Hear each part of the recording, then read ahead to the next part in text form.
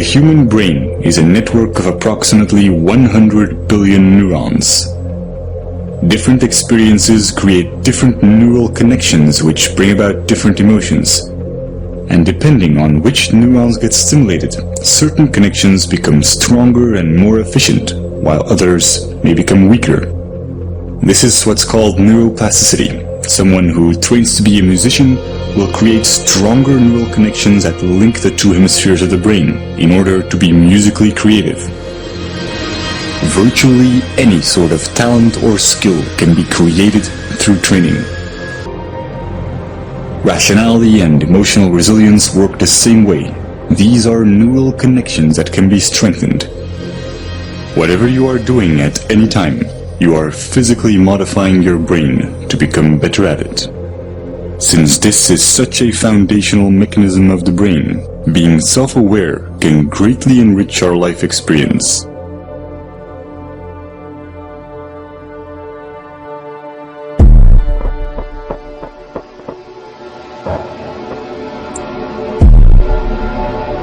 Specific neurons and neurotransmitters, such as norepinephrine, trigger a defensive state when we feel that our thoughts have to be protected from the influence of others.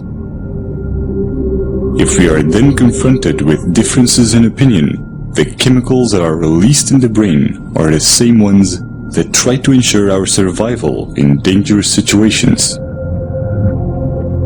In this defensive state, the more primitive part of the brain interferes with rational thinking, and the limbic system can knock out most of our working memory, physically causing narrow-mindedness.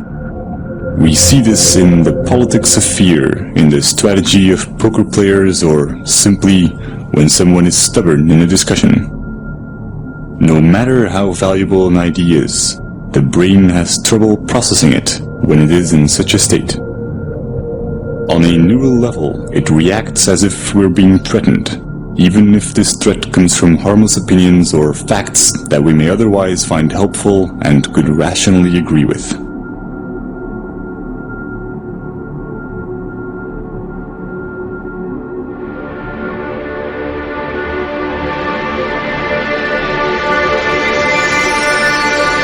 But when we express ourselves and our views are appreciated, these defense chemicals decrease in the brain, and dopamine neurotransmission activates the reward neurons, making us feel empowered and increasing our self-esteem. Our beliefs have a profound impact on our body chemistry. This is why placebos can be so effective. Self-esteem or self-belief is closely linked to the neurotransmitter serotonin. When the lack of it takes on severe proportions, it often leads to depression, self-destructive behavior, or even suicide.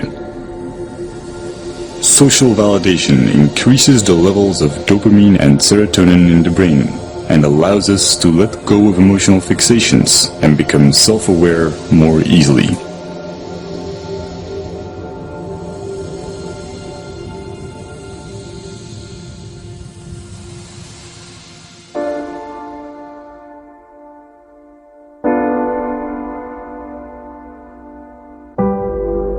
Social psychology often looks at the basic human need to fit in and calls this the normative social influence.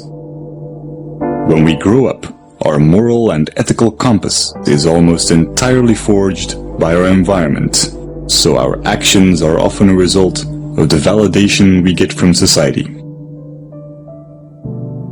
But new developments in neuroscience are giving us a better understanding of culture and identity.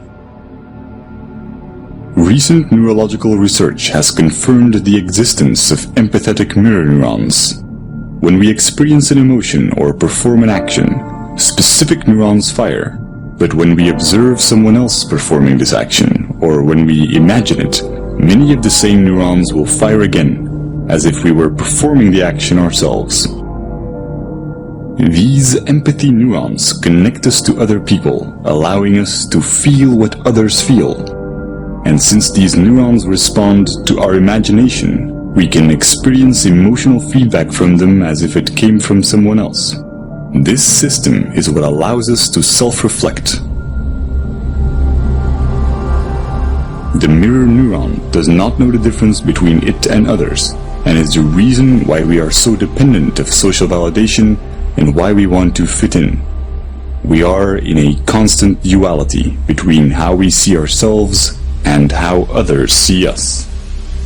This can result in confusion in terms of identity and self-esteem, and brain scans show that we experience these negative emotions even before we are aware of them. But when we are self-aware, we can alter misplaced emotions because we control the thoughts that cause them. This is a neurochemical consequence of how memories become labeled when retrieved, and how they are restored through protein synthesis. Self-observing profoundly changes the way our brain works. It activates the self-regulating neocortical regions, which give us an incredible amount of control over our feelings. Every time we do this, our rationality and emotional resilience are strengthened. When we are not being self-aware, most of our thoughts and actions are impulsive. And the idea that we are randomly reacting and not making conscious choices is instinctively frustrating. The brain resolves this by creating explanations for our behavior and physically rewriting it into our memories through memory reconsolidation, making us believe that we were in control of our actions. This is also called backward rationalization, and it can leave most of our negative emotions unresolved and ready to be triggered at any time. They become a constant fuel to our confusion, as our brain will keep trying to justify why we behaved irrationally.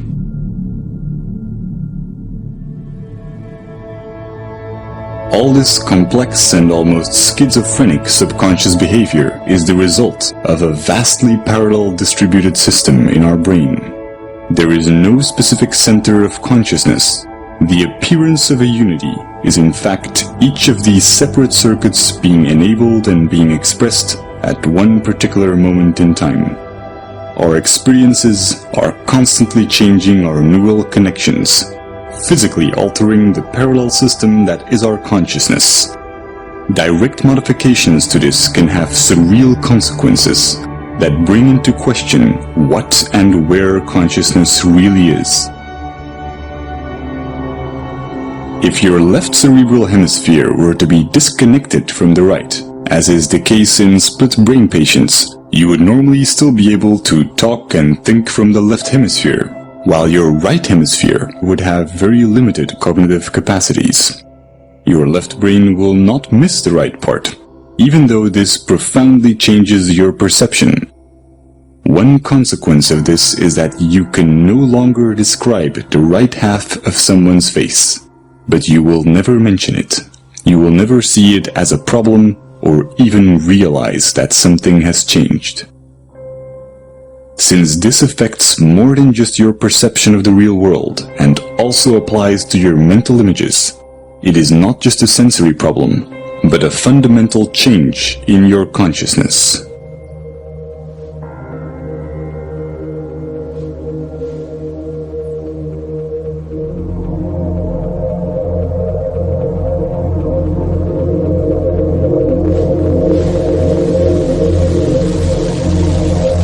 Each neuron has a voltage, which can change when ions flow in or out of the cell.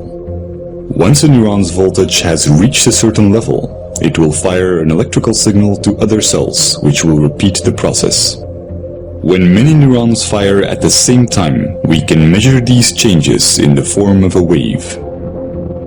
Brainwaves underpin almost everything going on in our minds, including memory, attention, and even intelligence. As they oscillate at different frequencies, they get classified in bands such as alpha, theta, and gamma. Each are associated with different tasks. Brainwaves allow brain cells to tune into the frequency corresponding to their particular task while ignoring irrelevant signals, similar to how a radio homes in on different waves to pick up radio stations. The transfer of information between neurons becomes optimal when their activity is synchronized. This is the same reason why we experience cognitive dissonance. the frustration caused by simultaneously holding two contradictory ideas. Will is merely the drive to reduce dissonance between each of our active neural circuits. Evolution can be seen as the same process where nature tries to adapt or resonate with its environment. By doing so, it evolved to a point where it became self-aware and began to ponder its own existence. When a person faces the paradox of wanting purpose while thinking that human existence is meaningless, cognitive dissonance occurs. Throughout history, this has led many to reach for spiritual and religious guidance, challenging science as it failed to give answers to existential questions, such as why or what am I?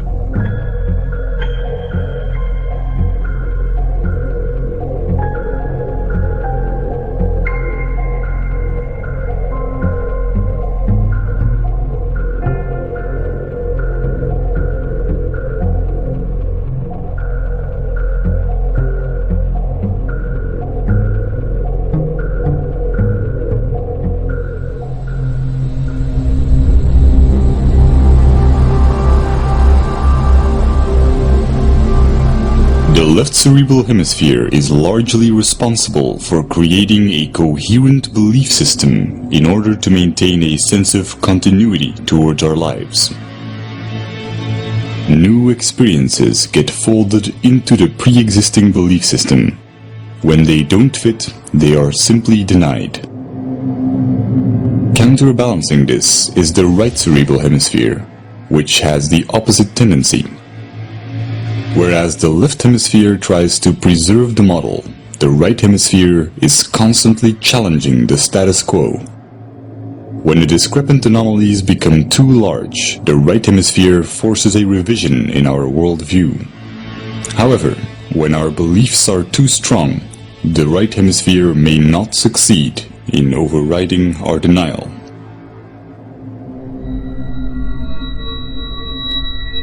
This can create a profound confusion when mirroring others. When the neural connections that physically define our belief system are not strongly developed or active, then our consciousness, the unity of all the separate active circuits at that moment, may consist mainly of activity related to our mirror neurons. Just as when we experience hunger, our consciousness consists mostly of other neural interactions for consuming food. This is not the result of some core self giving commands to different cerebral areas. All the different parts of the brain become active and inactive and interact without a core. Just as the pixels on a screen can express themselves as a recognizable image when in unity, the convergence of neural interaction expresses itself as consciousness. At every moment, we are in fact a different image, a different entity when mirroring, when hungry, when watching this video. Every second, we become different persons as we go through different states. When we use our mirror neurons to look at ourselves, we may construct the idea of identity. But if we do this with our scientific understandings, we see something completely different. The neural synergies that produce our oscillating consciousness go far beyond our own neurons. We are equally the result of cerebral hemispheres interacting electrochemically, as we are of the senses connecting our neurons to other neurons in our environment. Nothing is external. This is not a hypothetical philosophy. It is the basic property of mirror neurons, which allow us to understand ourselves through others. Seeing this neural activity as your own while excluding the environment would be a misconception. Our superorganismal features are also reflected in evolution, where our survival as primates relied on our collective abilities. Over time, the neocortical regions evolved to permit the modulation of primitive instincts and the overriding of hedonistic impulses for the benefit of the group. Our selfish genes have come to promote reciprocal social behaviors in superorganismal structures, effectively discarding the notion of survival of the fittest. The brain's neural activity resonates most coherently when there is no dissonance between these advanced new cerebral regions and the older, more primitive ones. What we traditionally call selfish tendencies is only a narrow interpretation of what self-serving behavior entails, wherein human characteristics are perceived through the flawed paradigm of identity, instead of through a scientific view on what we are, a momentary expression of an ever-changing unity with no center. The psychological consequences of this as an objective belief system allow self-awareness without attachment to the imagined self, causing dramatic increases in mental clarity, social conscience, self-regulation, and what's often described as being in the moment.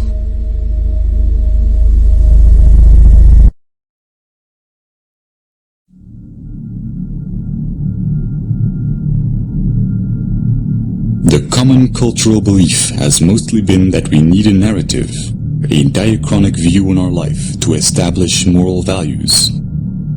But with our current understandings of the empathic and social nature of the brain, we now know that a purely scientific view with no attachment to our identity or story yields a far more accurate, meaningful, and ethical paradigm than our anecdotal values.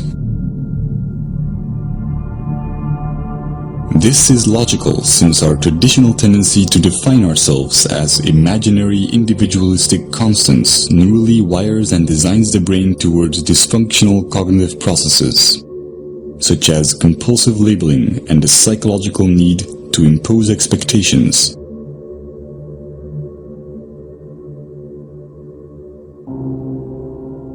Practical labeling underpins all forms of interactions in our daily lives. But by psychologically labeling the self as internal and the environment as external, we constrain our own neurochemical processes and experience a diluted disconnection.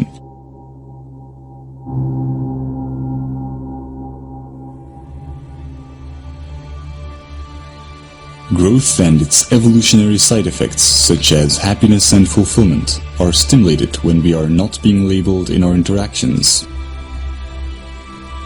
We may have many different views and disagree with one another in practical terms, but interactions that nevertheless accept us for who we are without judgment are neuropsychological catalysts that wire the human brain to acknowledge others and accept rationally verified belief systems without dissonance.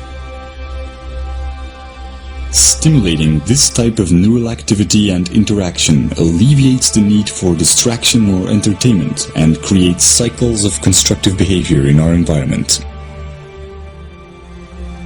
Sociologists have established that phenomena such as obesity and smoking, emotions and ideas spread and ripple through society in much the same way that electric signals of neurons are transferred when their activity is synchronized.